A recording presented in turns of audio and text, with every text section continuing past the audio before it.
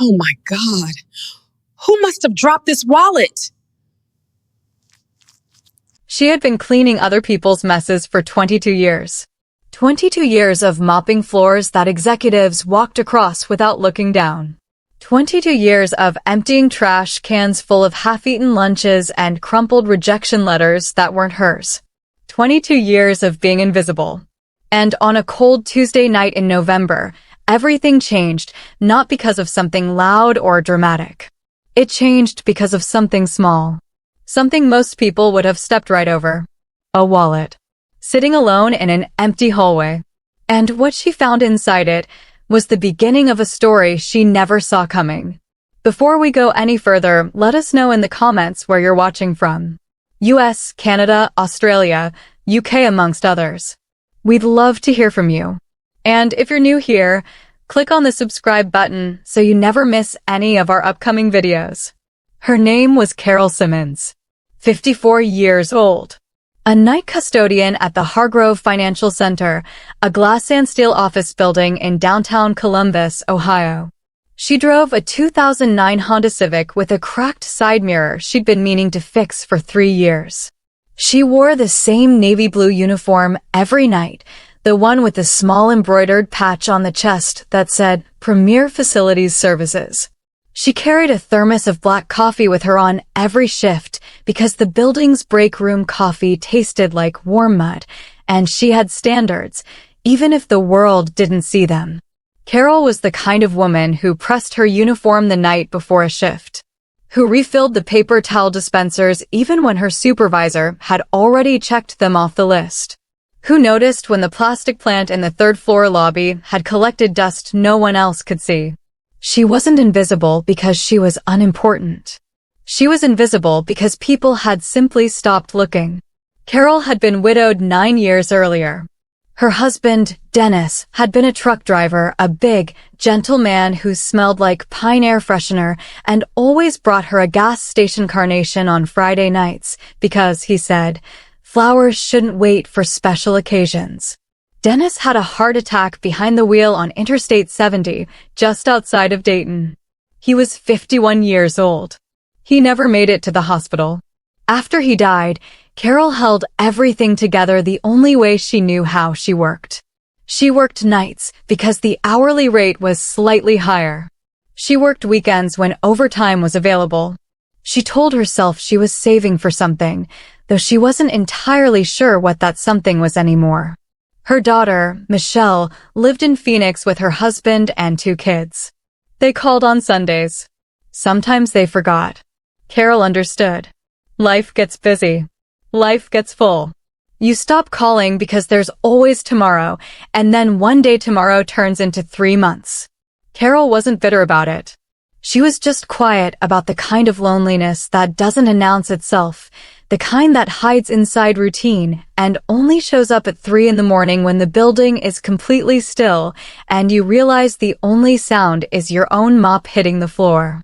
That Tuesday night in November started like every other shift. Carol clocked in at 9 o'clock. She signed the logbook, picked up her supply cart, the squeaky-wheeled one she'd asked facilities to replace twice, and started with the lobby. Then the second floor. Then the third. By 11:15, she was on the 5th floor, which was the executive level. You needed a key card to get up there, and only a handful of people in the building had access, mostly senior partners and vice presidents. Carol had access because someone had to clean it. She pushed her cart through the double glass doors, and the hallway stretched out ahead of her, lit by the low overnight lighting that gave everything a faint amber glow. It was always quieter up here than anywhere else. The carpet was thicker. The air even smelled different, like wood polish and something vaguely expensive. And then she saw it. Right there in the middle of the hallway. A wallet. Dark brown leather. Not on a desk, not near the elevator, right in the center of the hallway floor, like it had been placed there deliberately. If you're still watching at this point, drop a comment with "I'm still here." Let's see who's truly following this interesting story. Carol stopped walking. She looked up and down the hall. Nothing. No one. Just silence and the low hum of the building's ventilation system.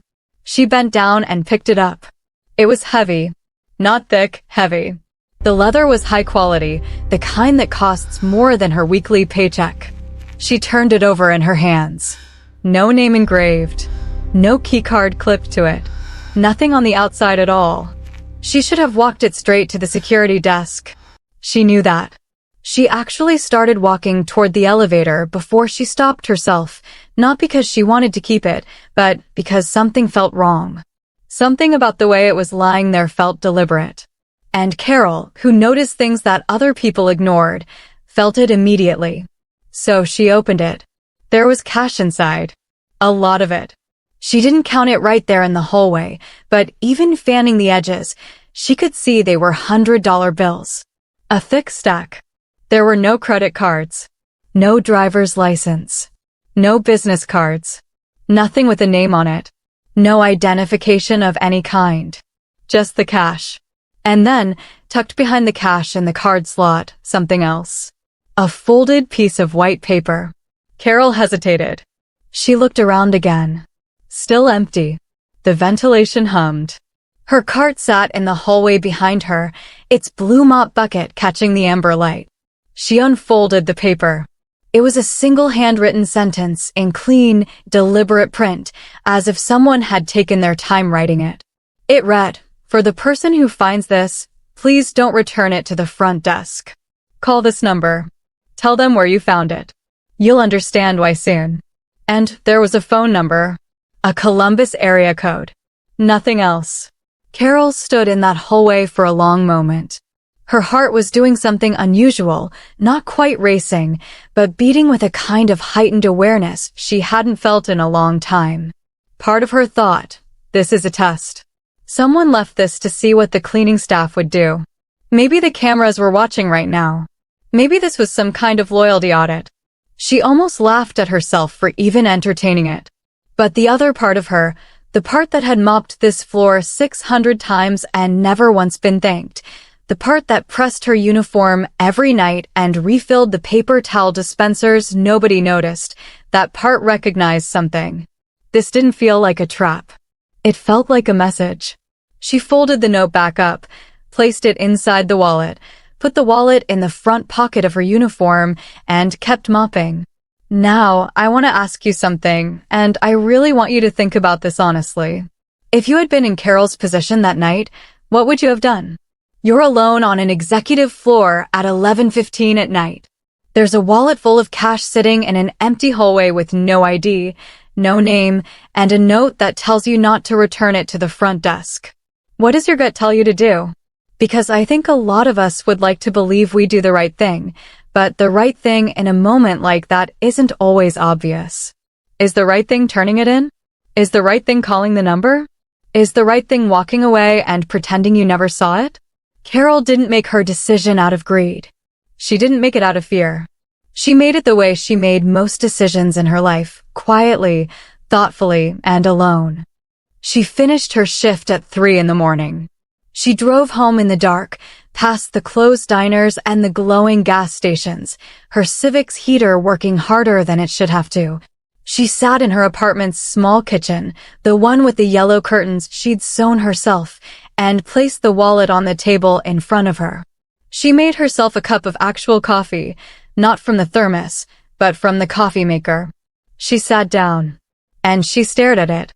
She counted the money. $4,300.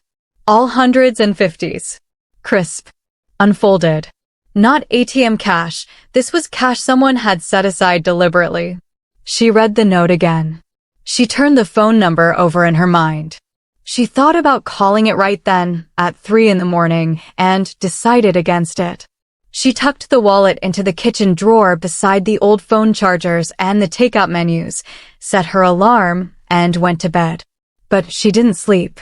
She lay in the dark and stared at the ceiling and listened to the radiator click and thought about Dennis and about Michelle and about 22 years of mopping floors, and she thought, something is happening. I don't know what it is yet, but something is happening. She waited 2 days. Not because she was deciding whether to call, she had already decided. She waited because she wanted to be clear-headed when she did it.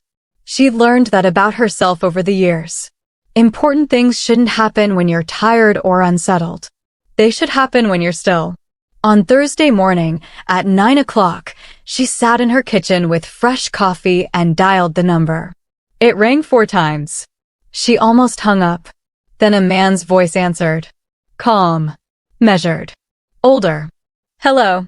That was all. Just hello. Carol took a breath and said, I'm calling about a wallet. I found it Tuesday night, 5th floor of the Hargrove building. There was a pause. Not a long one. Maybe 3 seconds. And then the man said, I'm glad you called. My name is Walter Graves. The wallet is mine. And Carol said, it doesn't have your name in it. And Walter said, no. It doesn't. Another pause. That was intentional. Carol's hand tightened slightly around the phone. Are you going to explain that to me? And Walter Graves said, yes. But I'd like to do it in person if that's all right with you. They met at a diner on 5th Street, a place called Mabel's that had been open since 1974 and still had laminated menus and a pie case by the door. Carol arrived first because she always arrived first to everything. She picked a booth in the middle, not the back corner, which would have felt secretive, and not the window seat, which would have felt exposed. She ordered coffee and a piece of apple pie she didn't intend to eat. Walter Graves arrived 8 minutes later. He was in his late 60s. Silver-haired, with the kind of face that had been through something, not hardened, but settled. He wore a gray wool coat and no tie, which surprised her. He shook her hand and sat down across from her and said, Thank you for coming. And Carol said, You're going to have to give me a very good reason why your wallet was on the 5th floor with $4,000 and no ID in it. He smiled. It was a tired smile, but a real one. And then he told her. Walter Graves had, for 31 years, been a senior partner at a financial consulting firm. He had spent the last decade of his career watching the industry quietly change around him, watching the way that buildings full of people in nice suits could lose track of something fundamental. He'd watched younger colleagues step over cleaning staff, speak past security guards, treat the invisible people of any building like furniture. He had been raised by a mother who cleaned hotel rooms for 20 years in Cincinnati. He knew what that work looked like from the inside. And 8 months earlier, his mother had passed away. She was 83. She had spent the last years of her life in a small assisted living facility, comfortable but modest, and she had died in her sleep on a Wednesday morning in March. Walter sat with her death in the way that you sit with the death of someone who was the foundation of everything you were quietly and for a long time. And he decided, in the months afterward, that he wanted to do something that honored the way she had lived. Not a donation to a charity with his name on a wall. Something personal. Something that looked like the world she had actually inhabited. He had started leaving wallets 6 months before Carol found hers. He'd done it 3 times before, twice in office buildings, once in a hospital. Each wallet contained several $1,000s in cash, no identification, and a note with his number. The instruction was always the same. Don't return it to the front desk. Call the number. The first person who called was a security guard in a downtown Cincinnati office building. He had turned the wallet into the front desk instead of calling. The second was a cafeteria worker who had taken the cash and thrown the wallet away. Walter knew because he'd had a trusted colleague monitor the situation discreetly. He wasn't angry about it. He understood. People in financial difficulty make survival decisions. He didn't judge it. The third was a hospital janitor who had called the number, had the same kind of conversation Carol was having now, and received an envelope in the mail 2 weeks later with a letter and a certified check for $10,000, enough to pay off the remaining balance on his car loan and put a deposit on a better apartment. Walter never attached conditions to the gift. He had no form to fill out, no application to submit. He gave it because the act of calling, the act of doing the right thing when no one was watching and the wrong thing was genuinely easy, told him everything he needed to know about a person. Carol sat across from him in that booth at Mabel's diner and listened to all of this without saying a word. The apple pie sat untouched on the plate in front of her. The coffee went lukewarm. Outside, Columbus moved through its Thursday morning, people walking fast, cars pulling into parking garages, the ordinary machinery of a city running. And inside, Carol felt something shift. Not a dramatic shift, not like the earth moved or the lights changed. More like when you've been carrying something heavy for so long that you forget it's heavy, and then someone takes it from you, and the absence of the weight is almost startling. She had been invisible for 22 years. And this man, this stranger with a tired smile and a gray wool coat, had specifically, deliberately gone looking for people like her. Not to study them. Not to photograph them or write about them or post about them on the internet. Just to say, I see you. And what you're is worth something. She didn't cry in the diner. Carol wasn't a diner-crying type of person. She held it together through the conversation, through the handshake, through the walk back to her car. She sat in the Civic in the parking lot off 5th Street, and she cried then, not out of sadness, but out of the particular release that comes when you've been strong for so long that being seen feels almost like grief. She sat there for maybe 10 minutes. Then she fixed her face in the rearview mirror, started the car, and drove home. 3 weeks later, a letter arrived. Inside was a handwritten note from Walter Graves, 2 paragraphs, both measured and warm, and a certified check. The check was for $18,000. There was no condition attached. No repayment schedule. No expectation of anything. Just a note that said, "My mother would have liked you." Carol read that sentence 4 times. She put the letter down on the yellow curtained kitchen table and pressed her hand flat against it, the way you press your hand against something to make sure it's real. She sat there for a long time. Then she picked up her phone and called Michelle in Phoenix, not on Sunday, but on a Wednesday at noon, just because. Michelle answered on the second ring, surprised. And Carol said, "I just wanted to talk. Nothing's wrong. I just wanted to hear your voice." And Michelle said, "Mom, are you okay?" And Carol said, "Yeah, sweetheart. I think I actually am. Now here's what I want you to really sit with, because this is the part of the story that I think matters most." Walter Graves left that wallet 3 more times after Carol. He eventually told a journalist friend about it, off the record, not for a story, just to process it. The journalist, moved by what she heard, eventually wrote about the broader phenomenon of invisible workers and what it means to be seen, without naming Walter specifically. That article was shared widely. It led to a quiet conversation in corporate spaces about how companies treat facilities staff. Small things started to change in small places. Not because of a law or a mandate. Because of a wallet in a hallway. Because a woman named Carol picked it up and did the right thing when no one was watching. Because a man named Walter was still trying to love his mother after she was gone.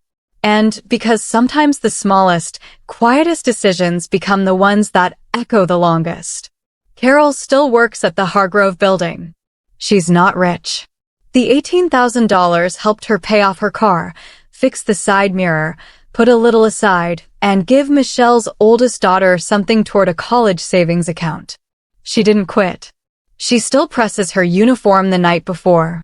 She still refills the paper towel dispensers. But something is different now, not on the outside, but in the way she carries herself through those amber-lit hallways at 11 at night. A little less invisible.